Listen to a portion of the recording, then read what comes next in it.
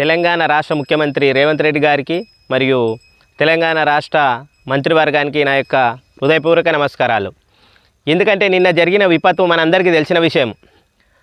అయితే నిన్న ముఖ్యమంత్రి గారు దాన్ని చూసి తట్టుకోలేక ఆయన మనసు చలించిపోయి రోడ్డు మార్గాన డైరెక్ట్ ఖమ్మానికి వెళ్ళి ఎవరికైతే ఇంట్లో అన్యాయం జరిగిందో, ఎవరికైతే